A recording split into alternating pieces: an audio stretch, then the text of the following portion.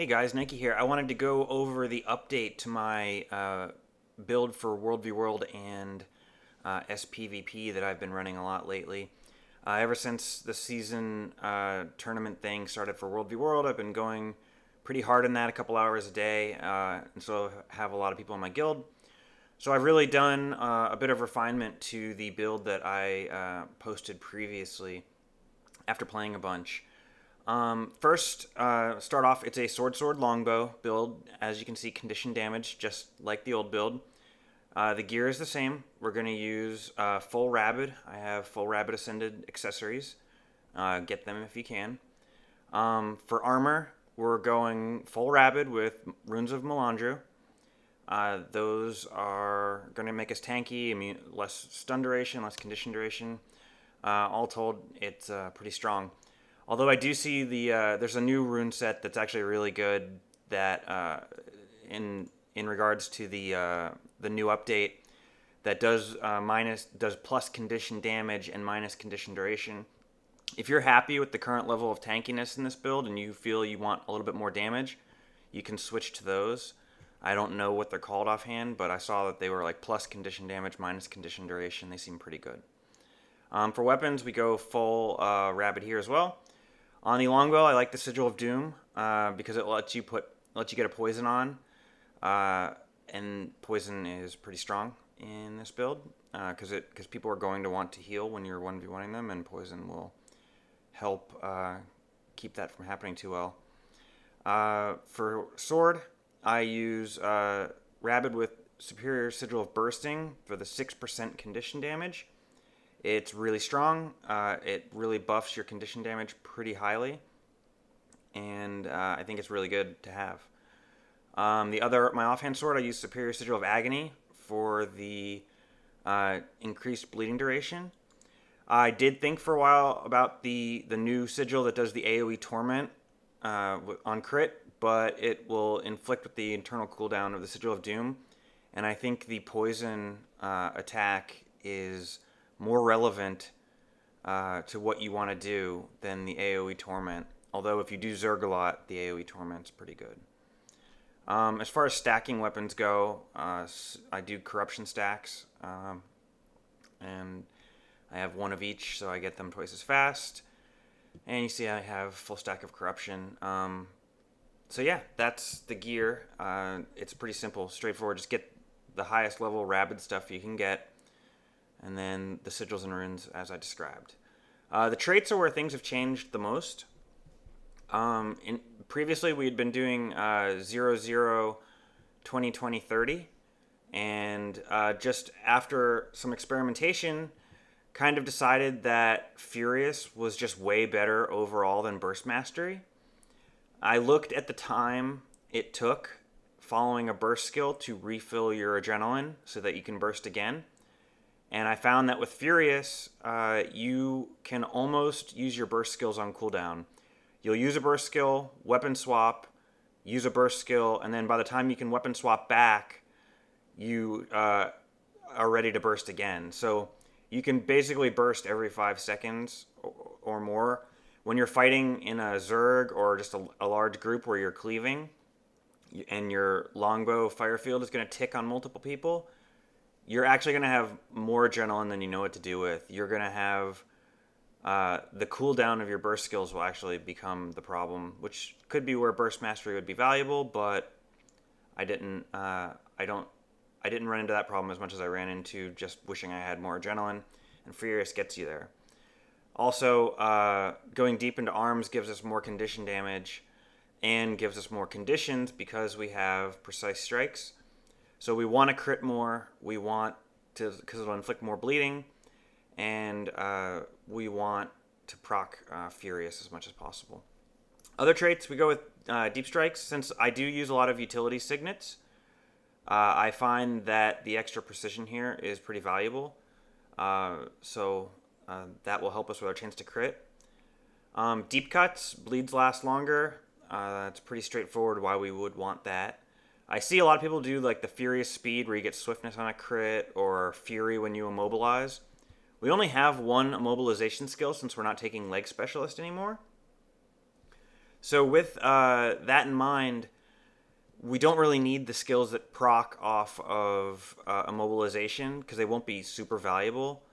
I guess you could see if you pin someone down, wanting Fury as a follow up, but I find that the build has high enough crit chance, and your elite skill gives you Fury for a long amount of time. You just don't need that trait, and the swiftness you don't really need either.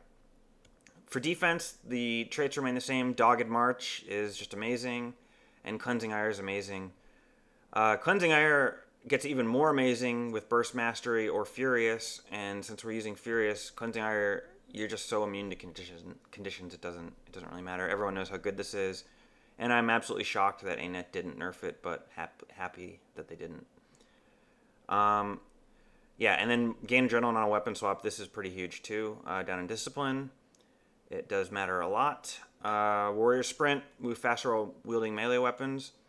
I dig this a lot in World v World. You can switch it out for something else in sPvP if you like, but I like it in sPvP as well. Fast Hands makes the build work a lot better, so you're not stuck in Longbow. Ideally, you only want to be in Longbow long enough to do Skill 5, Skill 2, and your Burst, and an Arcing Arrow. You basically just want to unload your skills in Longbow and then go back to Sword for the auto attacks. But for the so Fast Hands makes that viable. And then Signet Mastery, Signets recharge faster. Since we use a lot of Signets for utilities, we don't need to really go into why Signet Mastery is so good. That's it for traits. Lastly, the food I use is Koi Cakes for the 40% condition duration, since the build doesn't naturally have condition duration, and 70 condition damage. It basically increases our DPS. If you find that you run with Zergs or even bigger sized Havoc groups and you get into a lot of combats where Sustain would help a lot, you can use Candy Dragon Rolls. The precision is not wasted in this build, and the life gain is actually very relevant. So I kind of go back and forth between whether I want to use slices of Candy Dragon Roll or Koi Cakes, and you can kind of make the call on your own. And then I use the Potent Master Tuning Crystals for the condition damage. It's pretty good. One thing I think bears mentioning is that there's a new food. It's like the Toxic Maintenance Oils or something like that. It gives you longer condition duration and plus 100 precision.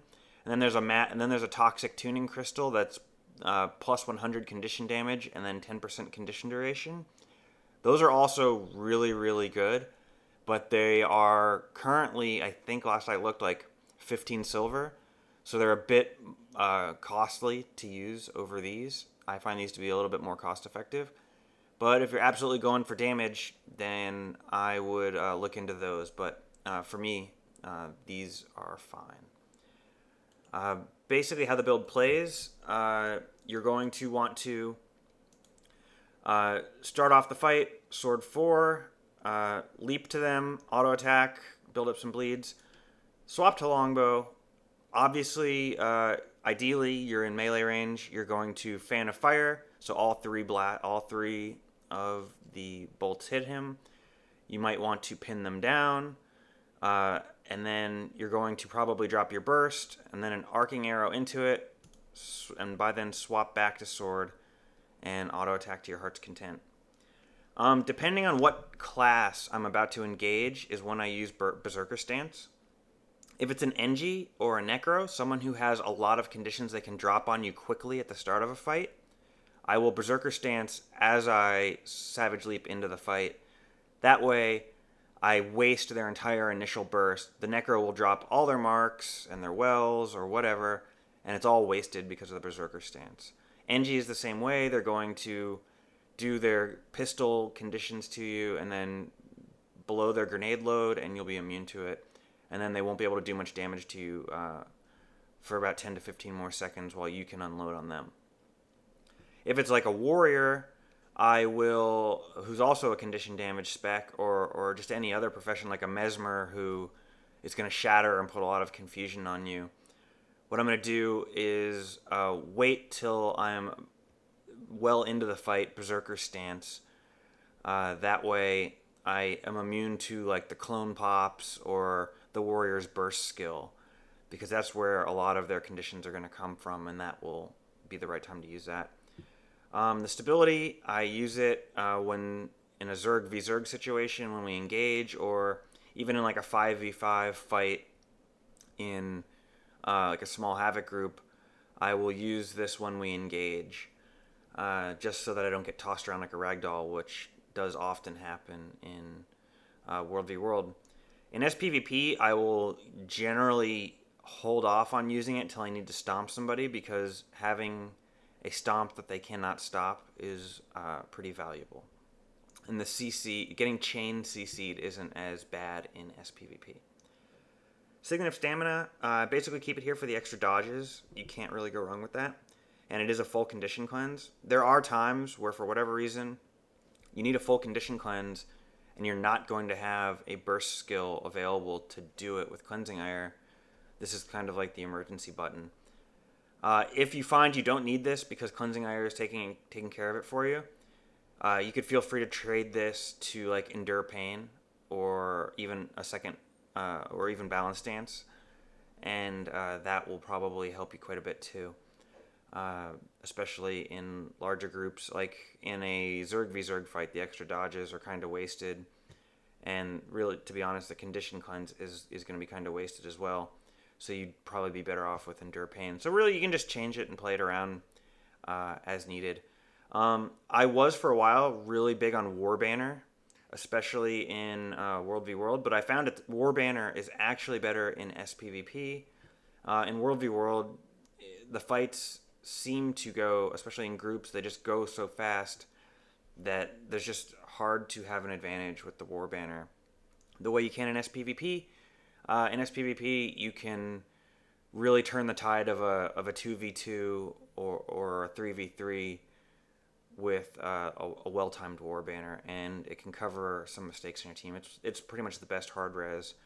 However, for the most part, for hot joins or for World v World, I stick with Signet of Rage, and it works out pretty well.